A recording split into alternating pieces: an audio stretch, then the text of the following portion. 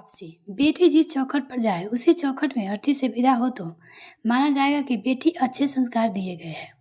उषा जी ने अपनी बेटी अवनी से कहा। अवनी की शादी के 6 साल बीत गए। शादी के बाद जो परेशानियां आई अवनी ने कभी माता पिता से साझी नहीं की।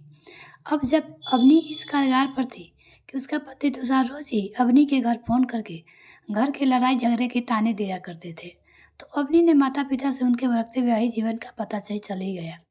अवनी की माँ उसे समझाती रहती, बेटा बाबुल के आंगन से विदा हुई बेटी को कोई वापसी नहीं होती। अवनी ने कहा, माँ तुम्हारी बातों का मतलब मैं समझ गई पाई हूँ। जब माँ आप खुद बेटी को कह देंगे तो आपके संस्कार होने की परीक्षा तुम वहाँ से अर्थी पर विदा लेकर ही देना है, तो बेटी कैसे अपने दुख किसी से कहेगी। जो सह गई वो ठीक है, जो ना सह पाई वो वक्त से पहले ही अर्थी का सहारा ले लेगी। घर से विदा हुए बेटी की वापसी शमशान में ही शायद। उषा जी की धड़कने तेज। उन्होंने कहा, तुझ इस दिन के लिए पढ़ा लिखा कर बड़ा किया कि क्या हम बुढ़ापे में अब बेटी का अर्थी देखेंगे। अवनी ने कहा, नहीं माँ, मुझे इस दिन के लिए पढ़ाया लिखाया गया कि मैं आपको चुप होकर अपने साथ हुए अन्याय का सहन करती रहूं और बुढ़ापे तक अर्थी का विदा होने का इंतजार करूं। उषा जी बेटी का क्यों जीते जी अपने माँ बाप को मार रही हो। तेरी बातें सुनकर मेरी रूह कांप रही है। अपनी माँ तुम्हारी रूह कांप कर रही है और मेरी रूह कांप कर भी सहर नहीं कांप रही है। अपनी को पता था कि माँ को सामने ये सब बातें करने का कोई फायदा नहीं है। माँ ने खुद सारी जिंदगी अपने आप को संस्कारी साबित करने में लगा दी थी। अपनी ने फोन रख दिया। उषा जी परेशान हुई। पता नहीं आजकल के बच्चों को गृहस्थी कैसे चलेगी। लड़कियां लड़कों दोनों आजकल पढ़े लिखे, घर गृहस्थी दुख उन्होंने देखे नहीं गए। दोनों ही सहनशीलता नहीं है। थोड़े दिन की दिक्कत है, सब ठीक हो जाएगा। फिर उषा जी लग गई अपने काम में। सुबह सुबह फोन की घंटी बजी। उषा जी ने हड़बड़ा के फोन उठाया। फोन की आवाज़ से सासू माँ रीना जी की कहा, जल्दी हॉस्पिटल पहुँच रही, अवनी ने नींद की गोली खा ली है। उषा जी ने जर सी हो गई, बात इतनी कैसे बढ़ गई। उषा जी अपने पति रोशन जी के साथ हॉस्पिटल पहुँचे। अवनी ने किसी से मिलने से साफ इनकार दिया। अवनी डॉक्टर को कहा, पुलिस को बुलाइए, मैं अपना वह दर्जा कराना चाहती हूँ। पुलिस मौके पर पहुंची। पुलिस को देखकर रीना जी अपने बेटे कार्तिक को बाहर जाने का इशारा किया। कार्तिक हॉस्पिटल के लिफ्ट से नीचे चला गया। पुलिस ने अवनी से मुलाकात की। पुलिस, आपको पता है ना आत्महत्या करना एक गुनाह है। अवनी, जी हाँ, आप मुझ पर केस दर्ज करें और मुझे अपने साथ ले चले। वैसे ही मेरे पास कोई ठिकाना नहीं है। पुलिस, ठिकाना क्यों नहीं है? बाहर आपके ससुराल के पक्ष माता पिता सभी बैठे हैं। अपनी माता पिता का इंतजार है। बेटी अर्थी से विदा होगी तो हमारी बेटी संस्कारी कहलाएगी। ससुराल पक्ष वालों को एक मूर्ति चाहिए जो घर की सजावट में काम आए, ना गलत पर रोए ना जवाब दे, उसकी मर्जी से आगे पीछे जागे और सोए। पुलिस, आप पढ़ी लिखी हो, कोई नौकरी क्यों नहीं करते? ये जिंदगी खत्म करना क्यों चाहे? सही है। अपनी नौकरी की हालत में आपको बेहतर मालूम होगा, जिसके साथ कोई नहीं होता लोग मदद के बहाने उसका फायदा ही उठाते हैं।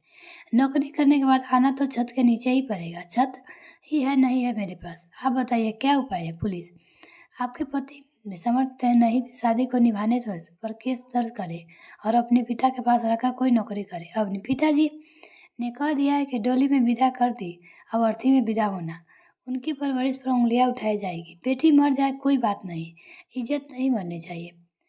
तो फिर आप क्या करेंगे? आप अपनी मुस्कुराते हुए कहा, मेरे पास तो आखिरी ही रास्ता है, ये भी मैं कारागार साबित ना हुआ। पुलिस, आप हमसे क्या मदद चाहती हो बताइए। अवनी, मेरी बस एक ही मदद करें, मेरा ये आखिरी पत्र किसी अखबार में छपा दे। अवनी ने पुलिस को पत्र थमाते हुए कहा, अगर अदालत तक भी पहुंचा दे तो आपकी मेहरबानी होगी। मैं तो बच गई, पर जाने कितनी अवनी इस आखिरी रास्ते में अपने संस्कारी होने का सबूत दे चुकी होगी। पुलिस ने पत्र खोला। बाबा, आपकी लाड पर इतना एहसास करना, विदाई के बाद भी अपनी चिड़िया के लिए अपने बगीचे में एक घोंसला जरूर रखना। यूं तो चिड़िया तेरी पिंजरे में ही है रह जाएगी, तेरी पगड़ी की खातिर पिंजरे में ही मर जाएगी। पर चिड़िया तेरी थोड़ी चंचल है, पिंजरे में लड़ती हर पल है, पिंजरे पर है तेरी इज्जत का ताला।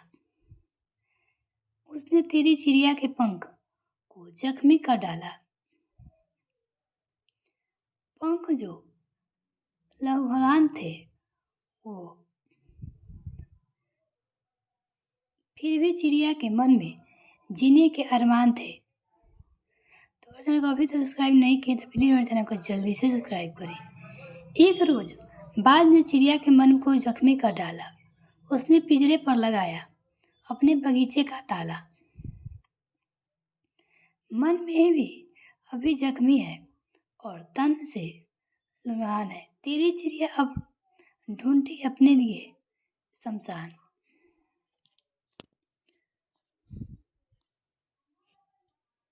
बाबा मेरी गुड़िया को अपने बगीचे में रहने देना। मेरे हिस्से की बात उनसे उसको कह देना। तेरा बगीचा बहुत बड़ा है, इनमें से एक घोंसला मेरे लिए भी रहने देना। पुलिस, आप चाहे तो सरकार के द्वारा शेल्टर होम बनाए गए हैं, वहाँ आपके रहने का प्रबंधन करवा सकते हैं।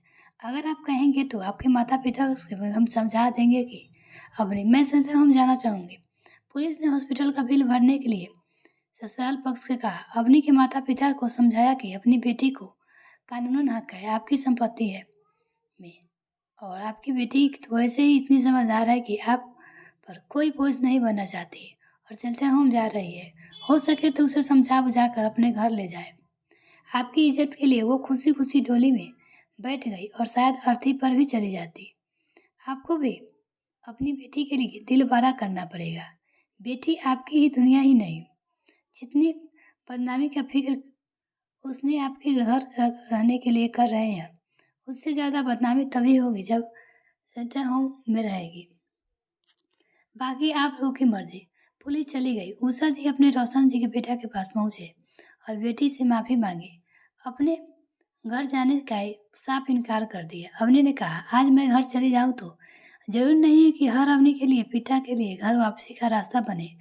अगर मैं खुद पर अपने पैर पर खड़ा हो जाए तो शायद कोई अवनी ये खुदकुशी का रास्ता ना अपनाए। अवनी के माता पिता बेटी के आशीर्वाद देकर चले गए।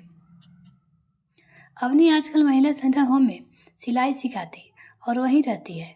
दोस्तों, समाज वही अच्छा होता है जो हमें सख्त बनाए रखे। जरूरी नहीं है कि सारी पुरानी रस्में सही हो।